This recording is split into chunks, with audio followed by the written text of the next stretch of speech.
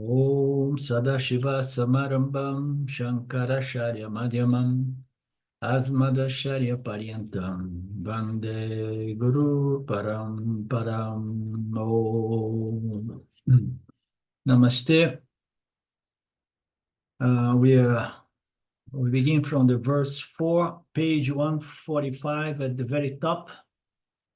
Page 145. In this chapter, Gaudapada is analyzing the word Advaitam, which is used in mantra 7. So, we are looking to the nature, the Advaitam nature of Brahman, the Advaitam nature of Turiya, the Advaitam nature of the Atma, which is the main topic on this chapter 3. And the mantra 7 describes Turiya in a very beautiful manner. And here we'll reveal that probably. So Gaudapada wishes to bring out the significance of what it means to be Advaitam. Advaitam is that which cannot multiply into many things. It cannot originate anything, because anything that is one without a second cannot divide, cannot multiply, cannot produce anything. It remains one.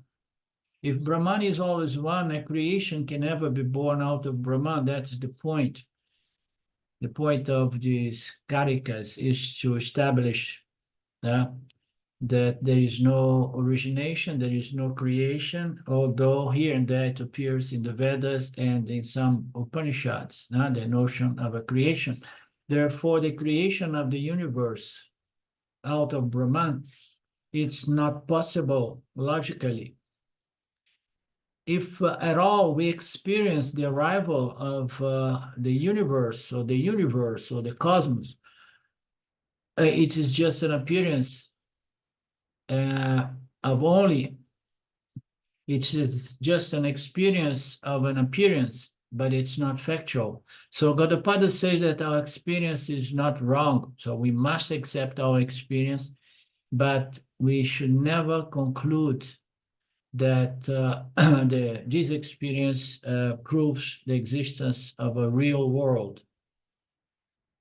We know we have several experiences that gives us a perception that gives us a clear perceptual knowledge of certain things, such as the blue sky, but not necessarily perception brings about right knowledge. So therefore, Gaudapada does not challenge the experience, but challenge only our conclusion. The experience of the sun going around the earth can never be questioned because we experience the sun. So we are not here to question the fact that the sun goes around, giving us the impression that the sun rises and the sun sets. So, but we know that although the experience gives us that impression, the true fact is that the sun is now moving around the earth as it seems to be. Conclusion based on experience needs to be revised with the knowledge that the earth rotates on its own axis. But even after the conclusion, the knowledge is clearly established, the experience, the misleading experience continues, and we accept that. We do accept certain things, knowing that they are not real. Similarly, that we experience this world, we experience the birth of living creatures and the death of living creatures. Gaudapada does not challenge this experience, but only the conclusion we draw from it. Our experience is the birth of sentient beings and other inert objects. anatma objects. The sentient beings are called jivatmas, and the inert universe is called prapancha. Gaudapada challenged the conclusion that we make from this experience that Jivatma and the world are born out of Brahman.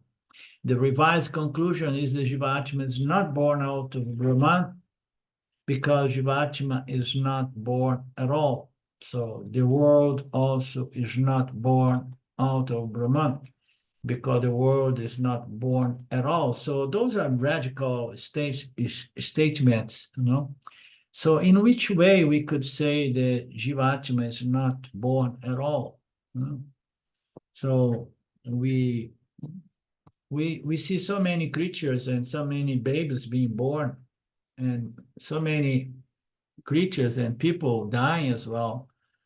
And in which way we can understand such extreme statements that the Jivatma is not born. Let's stay on the creation of the Jivatma. He's going to challenge the creation of the Jivatma and the creation of the world, of Jagat as well.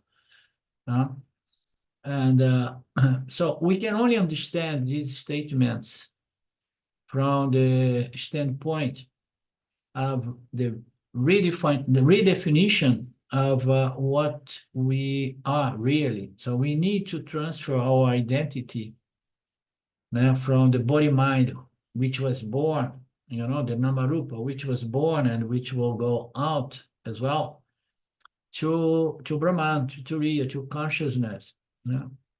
So from consciousness, we know that we were never born, and this is self-knowledge. This is the knowledge we want to have. So to offset the fear of impermanence, the fear of death, which is inherent to every living creature, not only human jivas, but all jivas.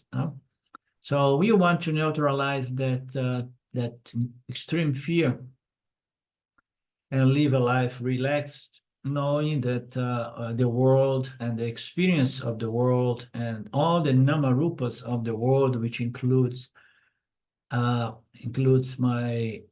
body-mind, they are just not what I am. So what I am is just free and independent from everything. So the world was not originated or created as well, and we have been looking into some of the logics establishing this, and on the third and the fourth chapter, he's going to really go deep again on this. And the world is a little bit more challenging for us to access this understanding that the world was not created. There is no world because it was never born. It's a little bit more difficult, but I Jivatma, So once I define my existence as the Atma, the self, consciousness, Turiya, howsoever we want to call it, and then it's accessible. It's a knowledge that is easily accessible by us to say, yes, in fact, something is born here, but it's not reality. Reality is the self. Reality is my conscious existence, which will never go and never came. So we can access that knowledge, first-hand experience, let's say, or first-hand understanding.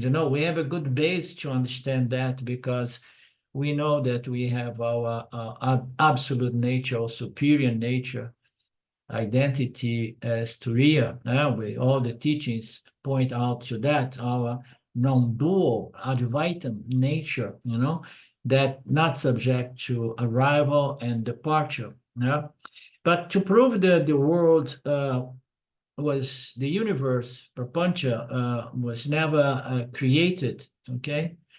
It becomes a little bit more philosophical, but it's not a dry philosophy because the logic is beautifully present to the fact that a principle that is one without a second can never originate anything, can never create anything, cannot produce anything, cannot, multiply. So there are schools that say, no, Brahman, extend itself and, becoming the multiplicity of the universe and so on. So all these concepts are there, but the logic points to the fact that if we establish the Advaita nature of Brahman, we cannot accept that Brahman has created something which is also real, okay, as an extension of itself. Because, again, now something that is Advaita, one without nothing else, cannot create anything, cannot transform itself. Any creation involves actions, and Brahman is karta, as we know, and nirvikaraha, it does not change as well. So it needs raw material to produce a universe. So it's so evident that the universe, the cosmos, was not really created by Brahman or by any other thing, but it appears to exist due to a certain power called Mr. Maya that we will never understand. Therefore, since it's not understandable, we better leave it alone. We accept the fact that it's not really real, but its appearance and experience cannot be negated, and we live within the realm of appearance here. And so we better behave according to the rules and principles of this appearance. And Vedanta calls it mithya, that which is not real, not unreal, but somehow is an appearance in which we find ourselves lost in the beginning until we come to Vedanta.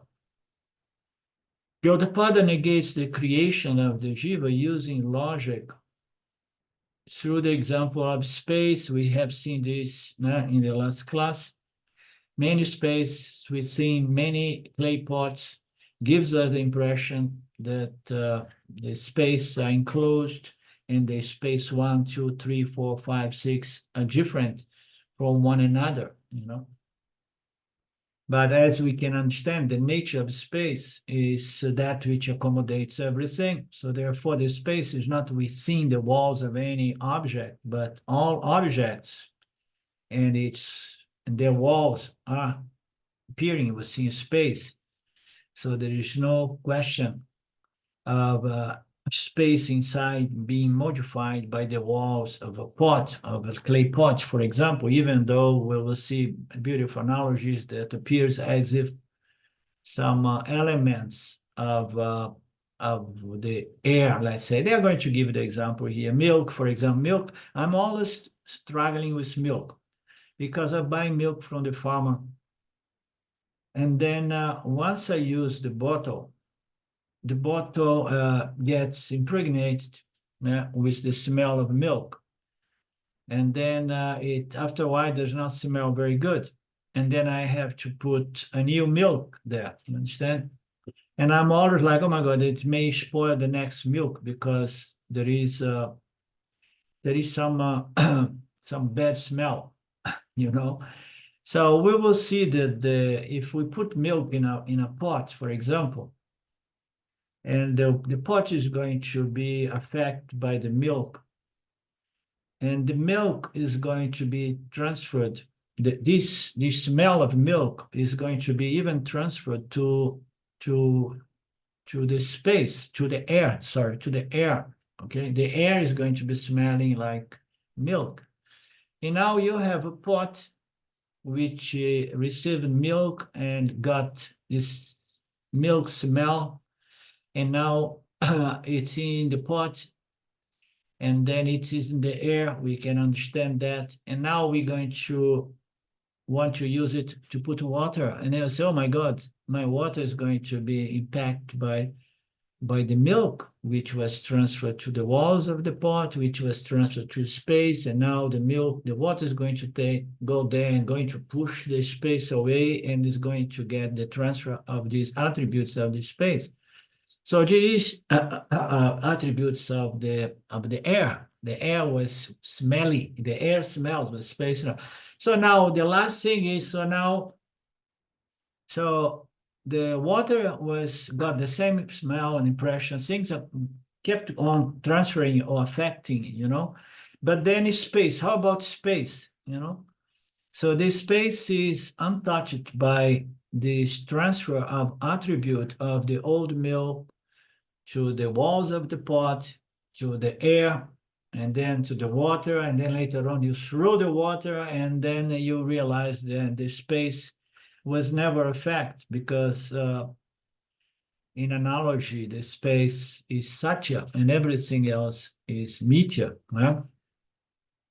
So we see that the Jiva Atma is free, independent, or better say, the Atma of the Jiva is not subject to any transfer of any attributes which belongs to Mithya, because the Atma of the Jiva is Satyam. Yeah? So there is no independent, separate Jivas in the same way there are no independent, separate space within any walls or any pots or anything, So if we take this space to the walls of something to enclose the space, and then we said, okay, this space took birth on date so and so, because there was a inauguration here, because they made a new hall downtown, a public hall, and then the space was inaugurated. But the space was there before, and the space is going to be there forever. So how about that? Points only to what I was saying before. Jiva Atma is easily understood, never to be born, because we know there is only one consciousness, and I have no doubt, and I hope you guys have no doubt, that the consciousness shining here is the consciousness shining in Felipe, and Lynn, and Mark, and Sylvia. It's the same consciousness. It's of non-dual nature. So it's easy for us to understand that the Jiva was never really created or originated, or the Atma of the Jiva was originated. The thing is, the Jiva is born. Okay, the body of the Jiva is born. The mind is reborn, because, if we take reincarnation to be a fact. So it was reborn, the Jiva, and the body-mind was reborn. And then, so what is the Jiva? The Jiva is the ego, the aham, I am, and I know that I am. And this Jiva so wants to know what I am. So the first question we have is, so what the heck am I? So I'm here, okay, I see the world. So the first question that any soul with a little bit maturity is like a see. So what am I? What am I? And unfortunately, not many people come to that most fundamental question, because they take for granted that they are the body, and they are the thoughts and the minds and the concepts. You understand? But some of us want to know, what am I? So I don't say who am I, because it's more to the point to say, what am I? What am I? So when we want to define what am I, it's almost invariably we define ourselves to be the body-mind complex, the body-mind-sense complex, okay? Which is subject to time, is subject to modification, to improvement, to purification, and that's all okay.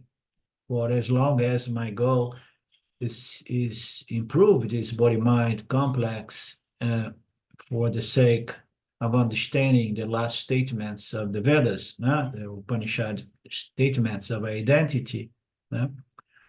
So every Jivatma has this problem of defining itself according to the attributes of the body-mind-sense complex.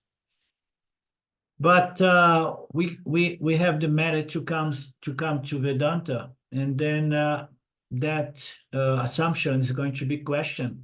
So even before we come to Vedanta, we hear here and there, oh no, the true self is non-dual, is everything is consciousness. We don't understand, and then we see all these people talk about non-dual, non-dual, non-dual, and they just talk about duality most of the time. But anyhow, we heard the rumors, and then we finally come to Vedanta, and then we have to go through this process of redefine what we are, yeah? Trying to understand until we make up our mind. Am I the body, mind, sense complex? Or am I consciousness, you know? So it's easy for us at certain stage to see the self, the Atma of the Jiva, appears to be born, but it's never really born, okay? It's the only self there is non-dual self, it's consciousness appearing as Jiva Atma. Similarly, consciousness remains one always, and in that consciousness, many bodies arrive and depart. So there is only one consciousness, there is only one space, the clay pots appear, come and go, appear and disappear, they break, and but there is only one space. Likewise, there is only one consciousness. It's one and the same.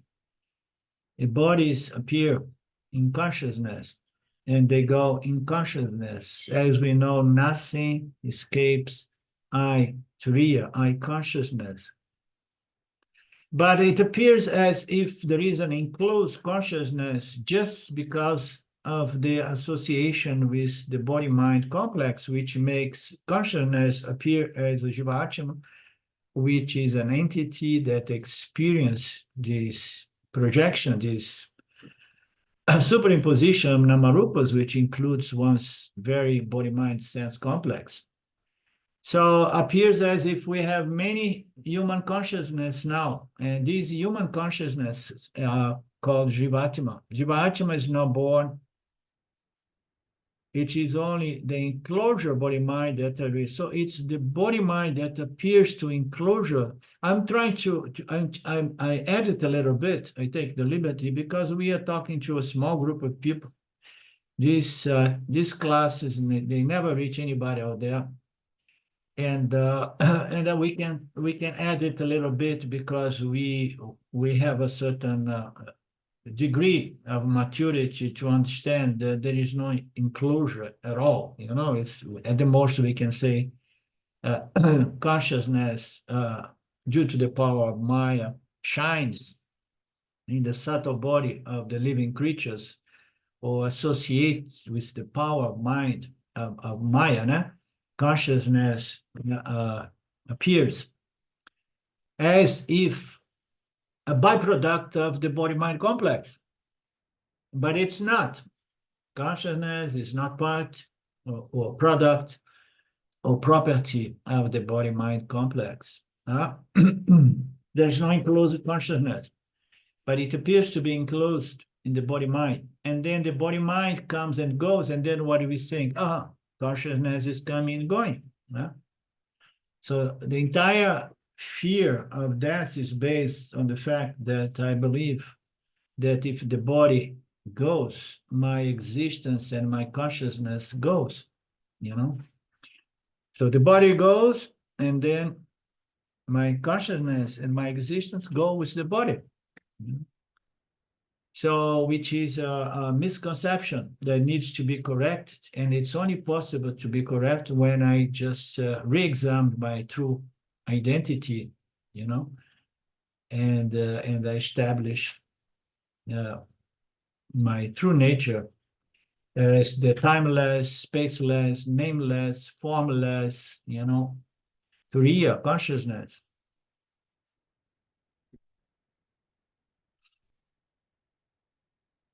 Each space seems to have a date of birth. Every body mind seems to have a date of birth and a date of death.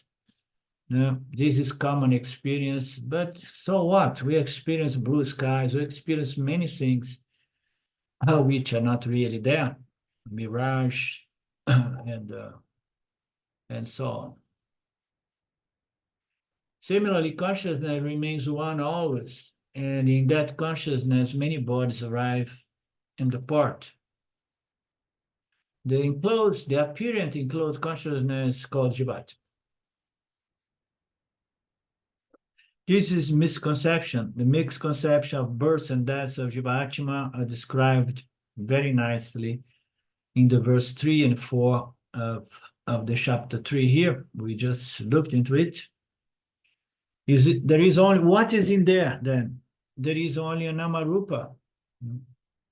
And he goes to the extreme to say that there is only the Nama, there is only the word Jiva, there is only word Jiva, you know? And appearance, a certain appearance as well. So there is only word Jivatma that is born, but no Jiva is born at any time. So that's what Krishna said in the Gita, 2nd chapter, verse 20. That this Atma is neither born at any time, nor does it die. It will neither come to existence nor will disappear again. This Atma is unborn, deathless, decayless, and growthless. This Atma is not a fact when the body is a fact. So these statements are all over our text, which includes the Bhagavad Gita. Yeah?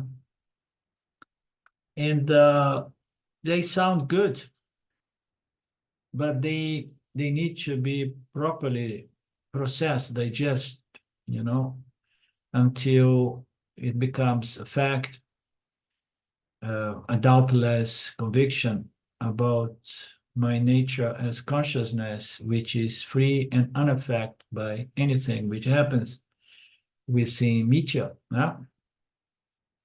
So Gaudapada gives us another example. All jivas are not associated with pleasure, pains, etc., just as all part space are not associated with dust, smoke. When one part space is associated with dust, smoke, etc. So I did not read it correctly. All jivas are not associated, just as part space are not associated when one part space is associated with dust, smoke, and smelly things, etc. So I have anticipated this analogy. When the enclosures are many, the enclosed space seems to be conditioned by some attributes of the enclosed container. So which is the enclosed container is the physical body and the mind, the body-mind sense complex. So it is held together by characteristics and attributes of the gunas. So, and then it appears that consciousness has become many, and but no, as we know, it's not. Consciousness has not become many, but the mind has become many. The body-mind complex has become many.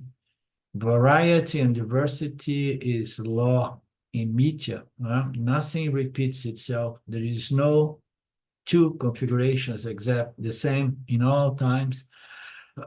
So it's beautiful. It's an entertainment, diversity. So, but there is no change in that which is the essential nature of all body-mind complex. They seem to have consciousness, the Jiva Atma, the Atma of the Jiva, which is the human consciousness, they appear to have different attributes inherent to the body-mind complex. But those attributes which belong to the body-mind complex, which comes from many births, does not get transferred to the Atma of the Jiva.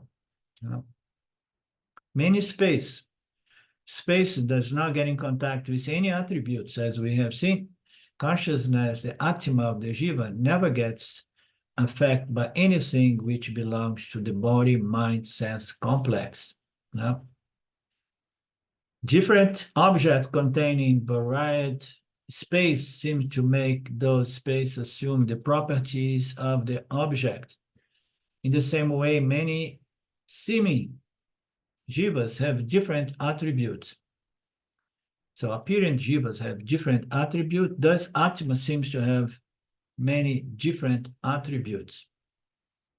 Gaudapada warns against coming to this conclusion.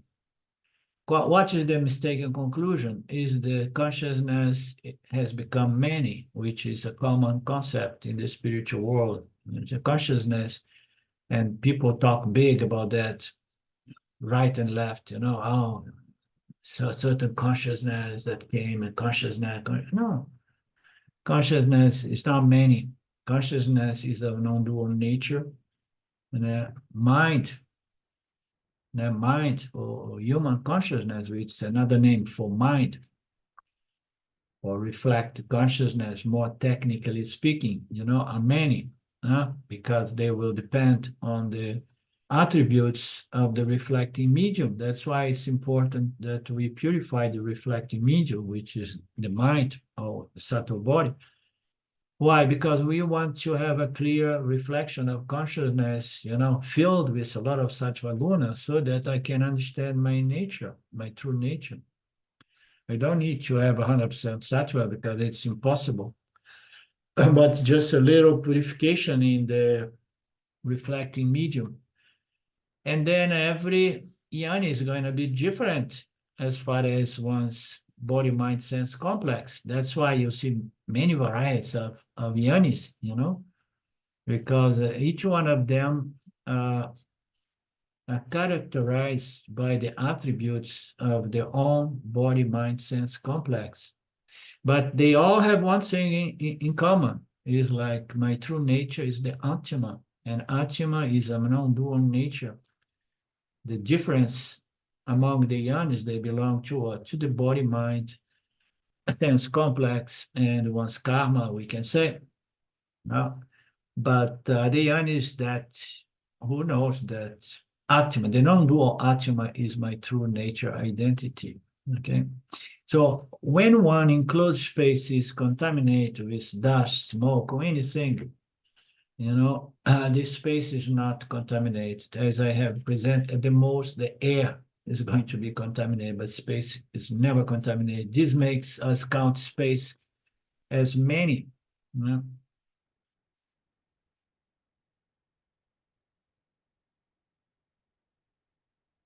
When one enclosed space is contaminated by dust, and then we say, okay, there are many space now, because each one is contaminated by some things that happened within that pot. And now those conditions transfer to the space, and then we count the space to be many spaces, each one borrowing the attributes. I mean, we talk about upadis, transfer of attributes of something to another, but they don't happen. The redness of the rose was never transferred to the crystal, clear crystal. Appears to be.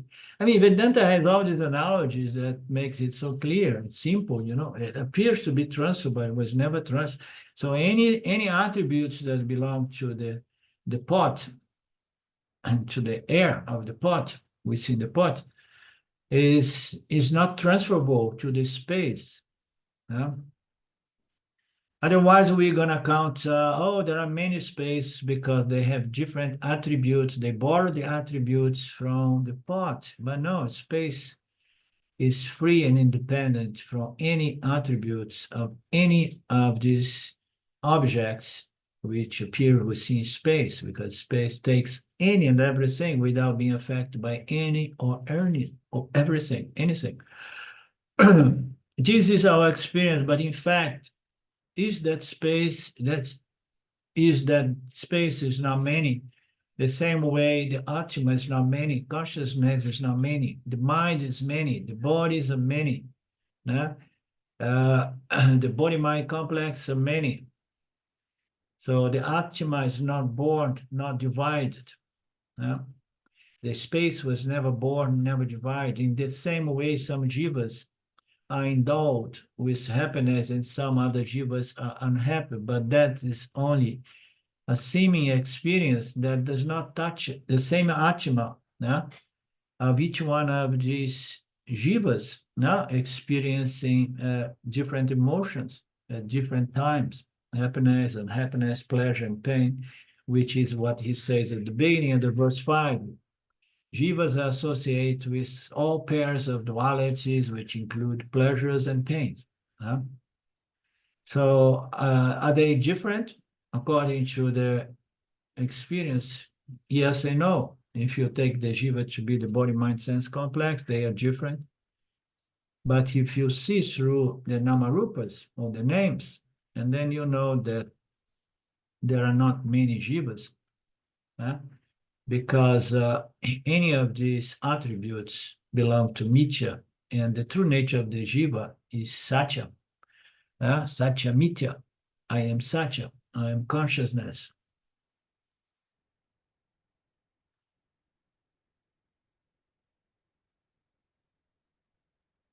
It's very, very simple, but we need to understand as well that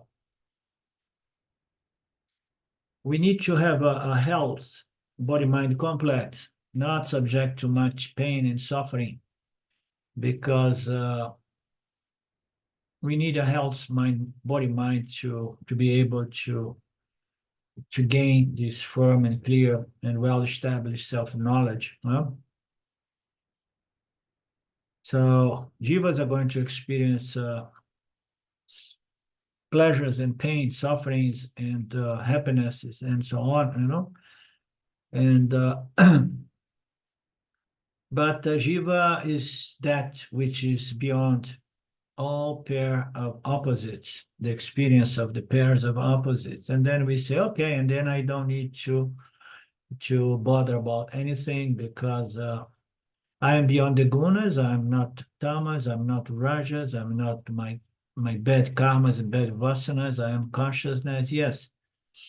So, but it's, you better become a happy jiva, because only a happy jiva is going to be able to transcend the pairs, opposite pairs, being exemplified here as pleasure and pain.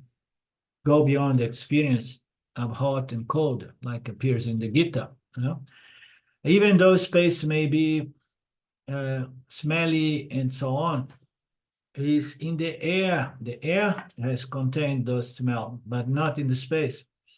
Even when the sorrow is in the mind, it cannot contaminate the open consciousness, which is the mind of the mind, let's say, space of the space.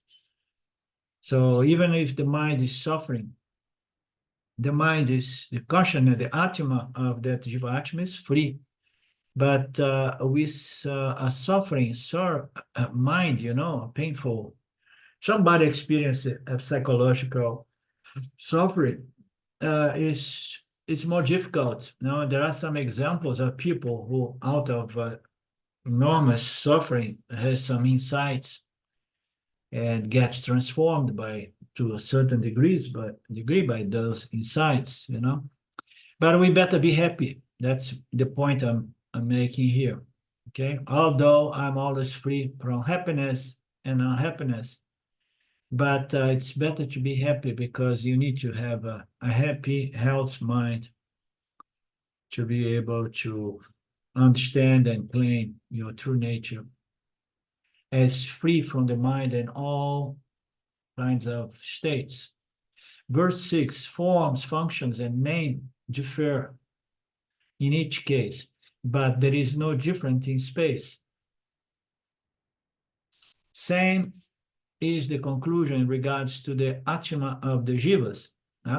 Forms, functions, and name differs on each configuration of Maya, Ishvara. But there is no difference in the consciousness. Consciousness there, it's everything being superimposed in consciousness, including this diversity of living creatures. Everyone appears to be different, but there is no difference in the consciousness on which all names all forms are being superimposed. So that is the freedom of the Atma, of the Jiva, once this knowledge is clear and firmly retained. Each enclosed space has a limited function that varies, indicating they are different experientially, but factually there are no difference in the space.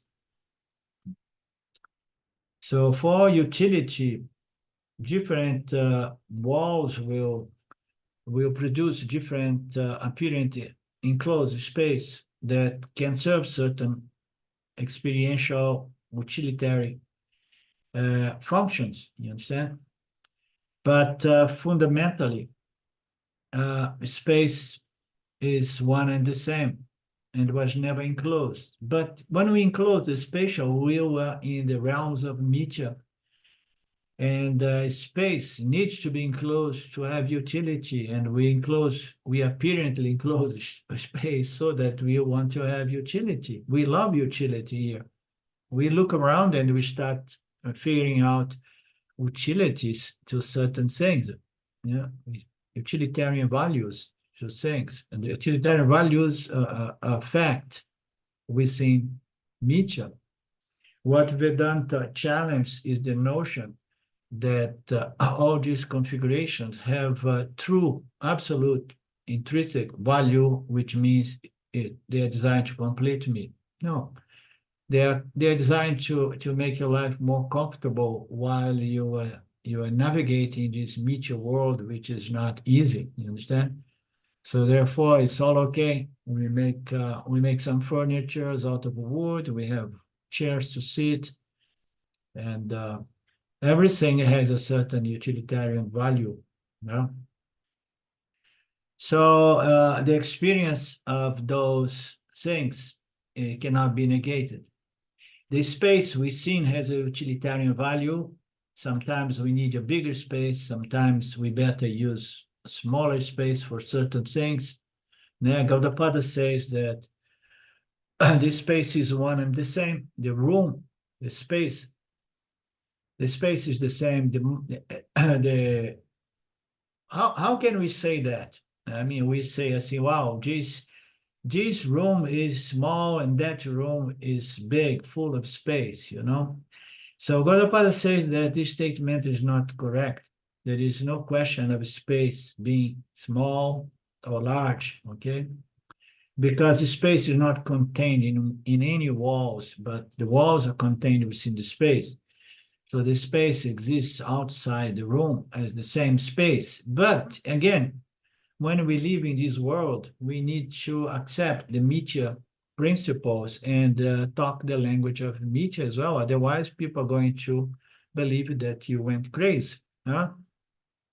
There is only one space, but we can never tell that to our neighbors, I mean, otherwise, tomorrow you go there and you start taking sun in the balcony. And then they may say, you bring your chair. No? It's better you bring your chair to have a good argument. And they say, what are you doing here on my deck? I say, I'm taking some sun.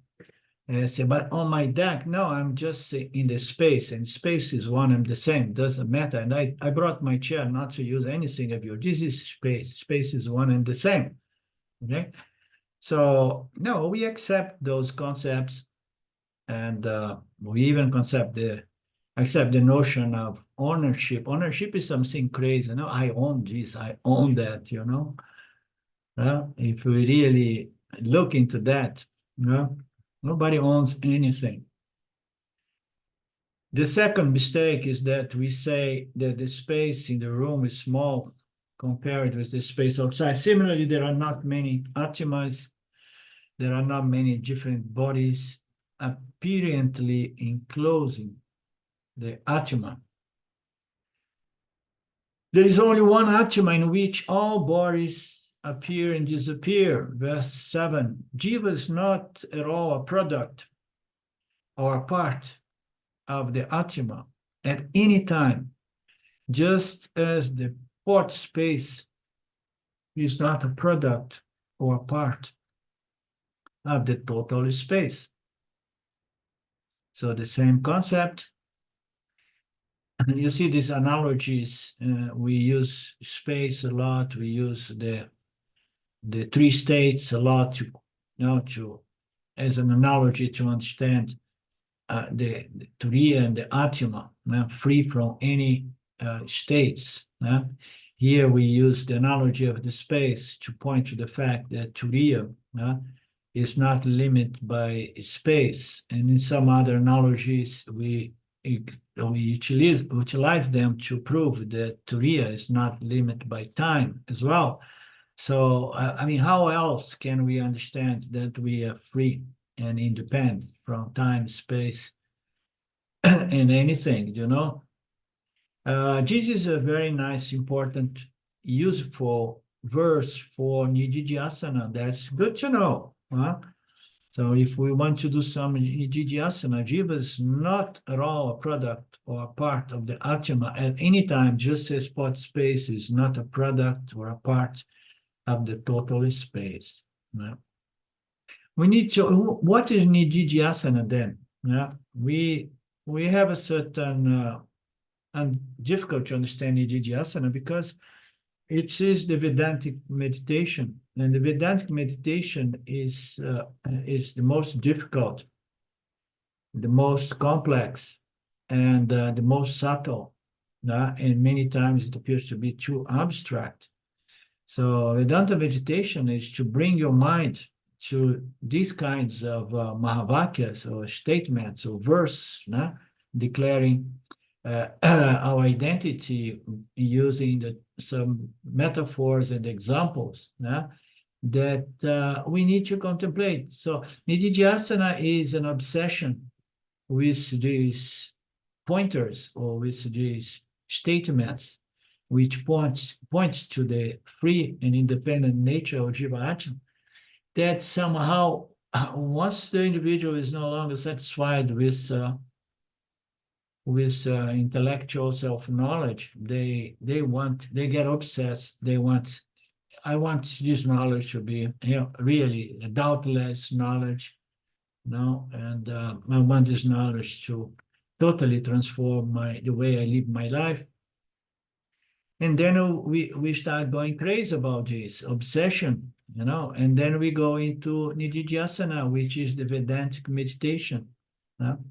I used to think that the chapter 6 of the Gita was about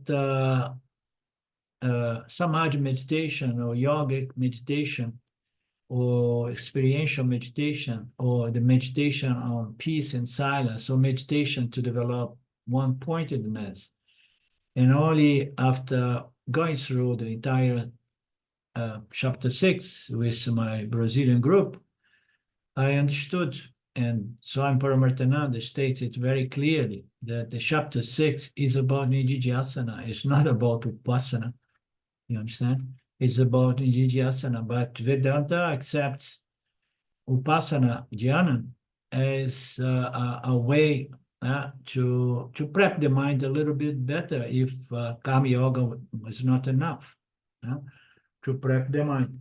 Because, okay, so you want to do some meditation, find an object of meditation. And then number 2, you need an object of meditation, which is a symbol or a representation of Brahman. At the beginning, it's easier to go with Saguna Brahman, Saguna Ishvara.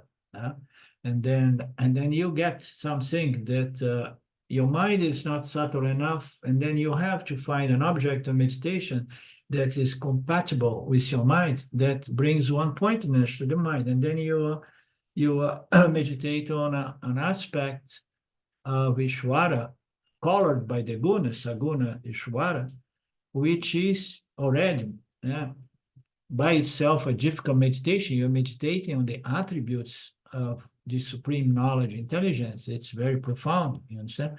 So you are trying to remember your relationship with the supreme intelligence and the laws and spring. So it's a beautiful meditation on Saguna, but it may begins only with an image, of Shiva, an image of Krishna that you use to bring about one point in it.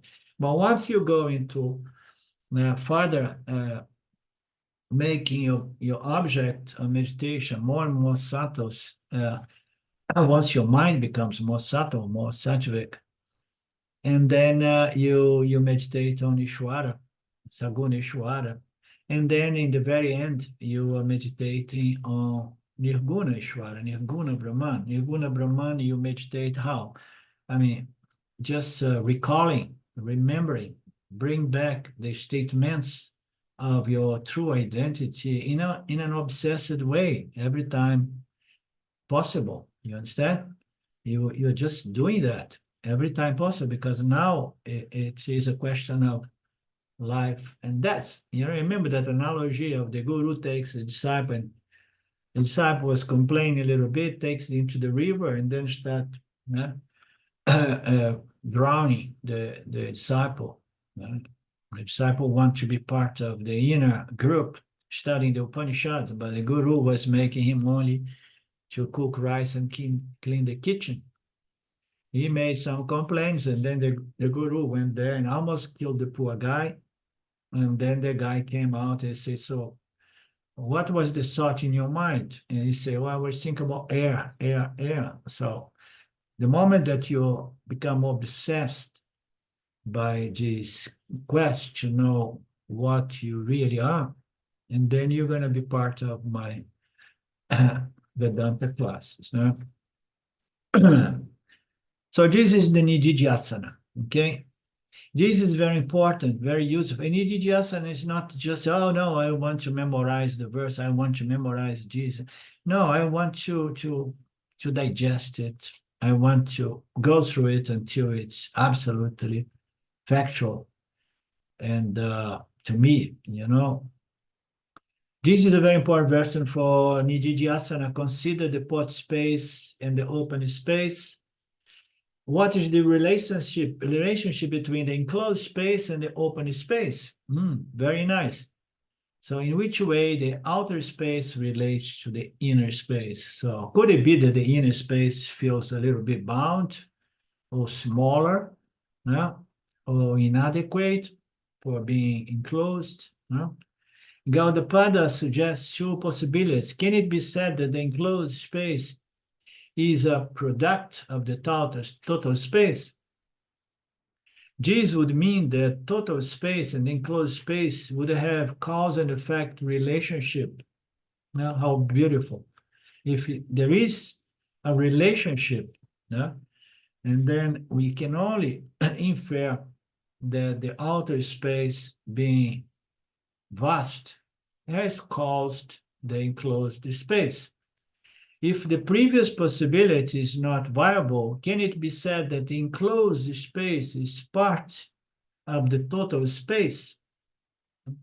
Is this enclosed space part? It was not a byproduct. It's not an effect of a cause. The space does not do anything. The only thing it does is not a doing, is accommodating everything, pervading everything. So therefore, the space did not create, the outer space did not create the inner space. And the inner space is not part of the outer space. We can never say that. The first one is cause and effect. The second speculation here is part and whole relationship, okay? The outer space is the totality, and it is a total made of parts.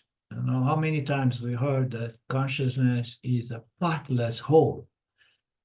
It's non-dual. So this space is not made of many parts. It's one and the same. There is no part-whole relationship. If either of the above two possible relationships is not established, so extend this to the Jiva-Atma and Paramatma. It can be said the Jiva-Atma is the product of Paramatma, and that is Jivaitam. Paramatma has created Jiva-Atma. Or we can say that Jiva-Atma is part of Paramatma, which is a product of Paramatma, the first one, and the other part of Paramatma, okay? So it's the theory of origination or creation, and the theory of Bhagwan, of Brahman, that somehow becomes everything, and it is non-dual because it's a non-dual because everything exists within Brahman, which is made of many parts, all possible parts. So both concepts are denied or rejected by Vedanta. Gaudapada reject both concepts. The enclosed space is neither a product nor part of space. Pot space is not a product because the pot space was present even before the pot was created. So it was already there, as we know. Otherwise, the guy would have to go somewhere and say, let me build a pot here. And then later on, he would have to get the space and stick the space inside of the pot. No, the space was in there. The potter never creates the pot space, or they never fill the pot with space. There is no difference in space before and after. So the time creation of something is absurd. The enclosed space is not a part of the total space because space cannot be divided or separated by any object.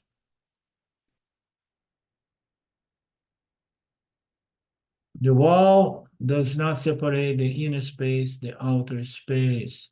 So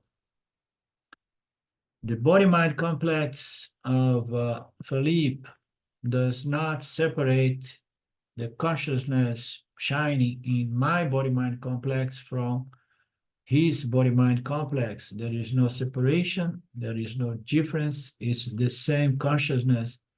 If it could be separate, you would be able to say there are two consciousness, there are many consciousness, but no, there is only one consciousness. This is Vedanta.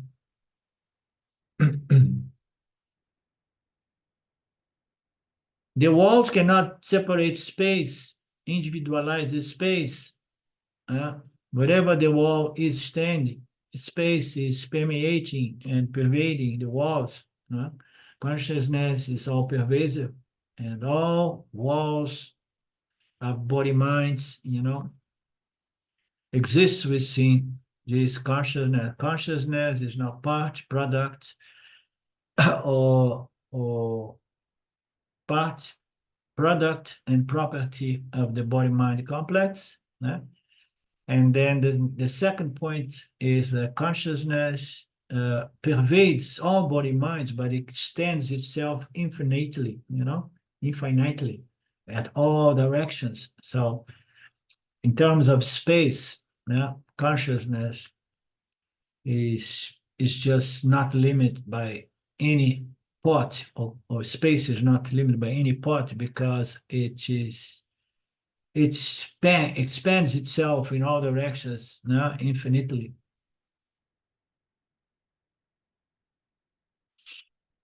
When we cut butter with a knife, as the cut is made, there is butter on two sides. This is another example. We have a butter, two pieces, and now I have two pieces of butter. But no butter where the knife is. The butter is one side, on the other side, but there is no butter where the knife is. This is separation. This is a clear separation. However, the walls of the clay pot, is not separate from space. It's living within the space. It's existing within the space. It's not displaced. The space is there wherever we go, accommodating any phenomenal object in media. There is no separation of space due to the walls. There is no separation of consciousness due to the walls of the physical body of Philippe and the physical body of the other guy next to Philippe. No, there is no separation. There is only one consciousness, all pervasive, non-dual. Therefore, the space is not inside. The space is not in the room or outside of the room. Space is an indivisible whole. That's the question. That's the point in regards to consciousness. Is Advaita, no divisible, indivisible. Okay, it's not divisible. Similarly, Jivatma is not a product of Paramatma. Jivatma is not a part of the Paramatma as a whole.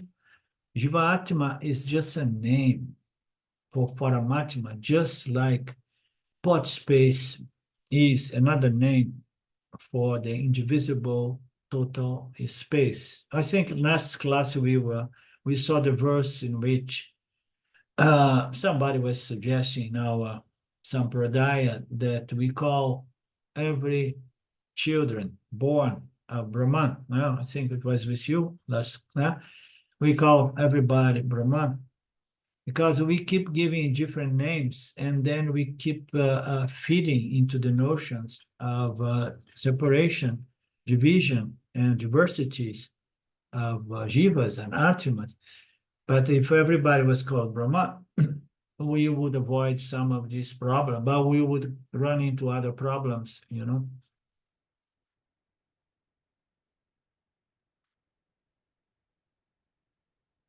The name Jivatma is useful and indispensable for transaction.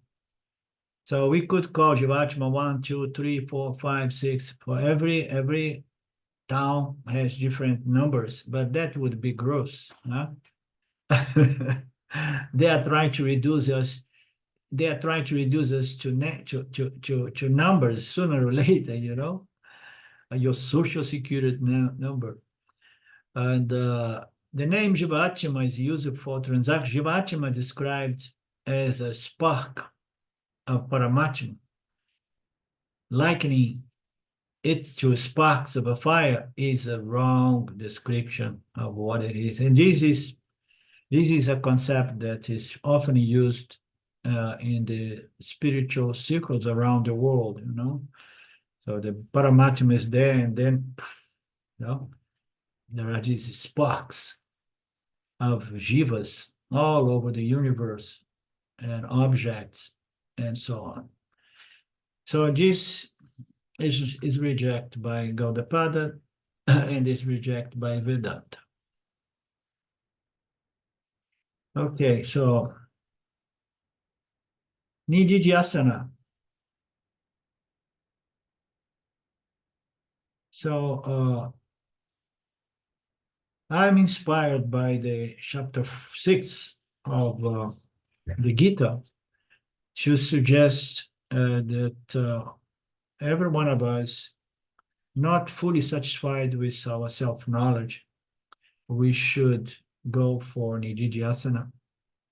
Nididhyasana is what is going to allow the assimilation, internalization, and this internalization is what allows us to claim doubtlessly my nature is free, limitless consciousness, and that is what's going to benefit. The fruits of self-knowledge, which is called moksha, is in this assimilation, internalization, claiming doubtlessly one's nature, because it's going to solve the problem of samsara, this constant fear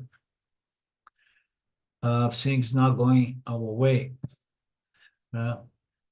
So Nididhyasana is the final stage. You know, I don't like to push it too much because, and then some people they find that it's not for me, and then they leave the group. There in Vedanta Brazil, I have to be careful because people are on different stages. But I trust that our small group here is totally read to the Vedantic meditation called Nididhyasana. Okie dokie. Anything from you guys?